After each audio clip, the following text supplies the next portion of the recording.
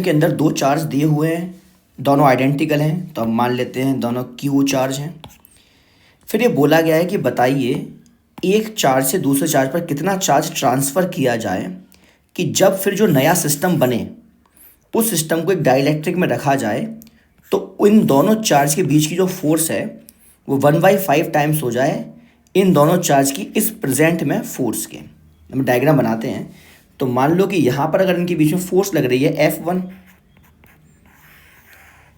अब इसको हमने क्या किया, इसमें कुछ चार्ज हमने ट्रांसफ़र किया तो नया चार्ज क्या हो गया, नया चार्ज हो गया एक पर प्लस क्यू माइनस एक्स हो जाएगा और दूसरे पर क्या हो जाएगा, दूसरे पर हमारा हो जाएगा प्लस क्यू प्लस एक्स, तो दूसरे पर हो जाएगा प्लस क्यू प्लस एक्स।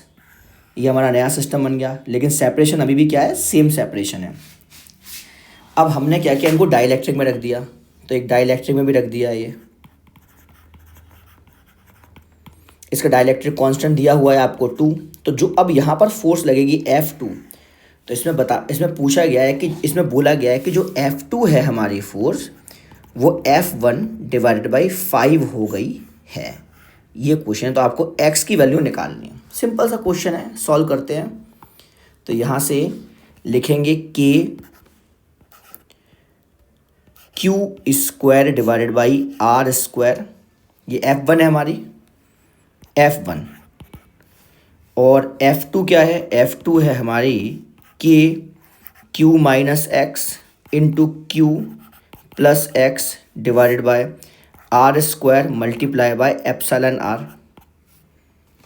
अब यहाँ पर ये रिलेशन लगाएंगे, तो रिलेशन लगाते हैं F2, तो k इनको मल्टीप्लाई करेंगे तो क्या आएगा, Q square minus x square divided by R square into epsilon R कितना है, 2 दे रखा है आपको, इज इक्वल टू यहाँ हो जाएगा k Q square by R square into 5 आ जाएगा।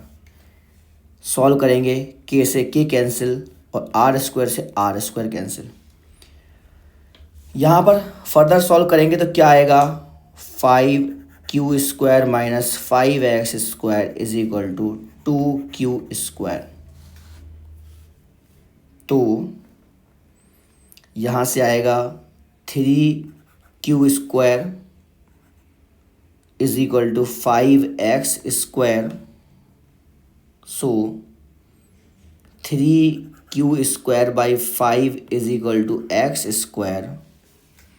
तो यहाँ कितना आएगा, 3/5 q is equal to x, root में 3/5 q, तो 5, तो कितना आ जाएगा ये, तो 0.6 of q is equal to x।